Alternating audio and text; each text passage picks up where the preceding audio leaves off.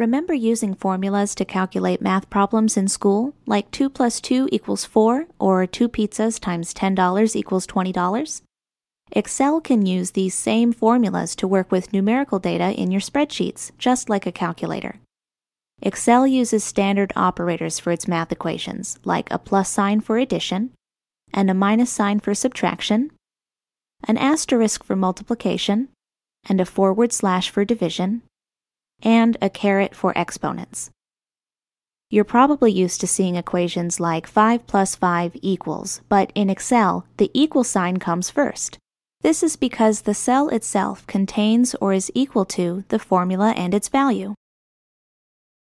We'll start things off slow with a simple multiplication formula to figure out the total cost of paint for a list of remodeling projects.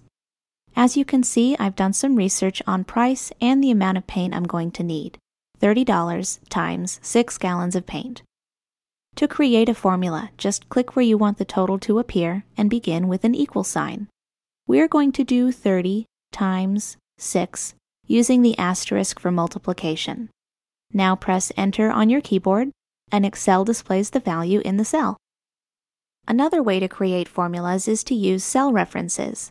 A cell reference is when your formula contains cell addresses like F8 or F9 instead of the numbers in those cells.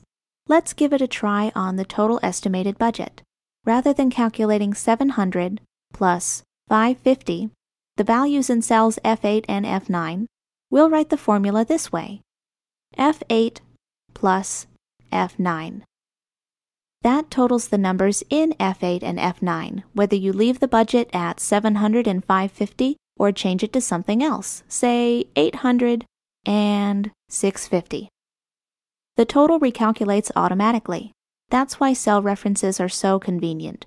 They make it possible to update your worksheet without ever having to rewrite the values in your formulas. You can also use something called the point-and-click method to make cell references. This one is a great time saver. Now that I've calculated my estimated budget, why don't we find out how much is left after taking my wish list into account?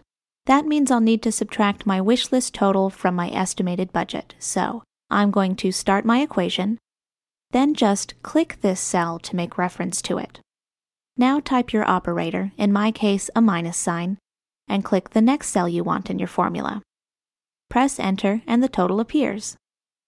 Editing formulas is also just a click away.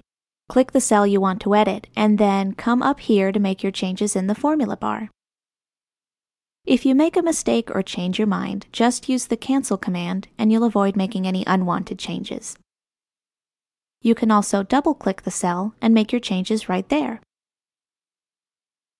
Simple formulas and cell references are easy to use. Why not give them a try and let Excel do the math?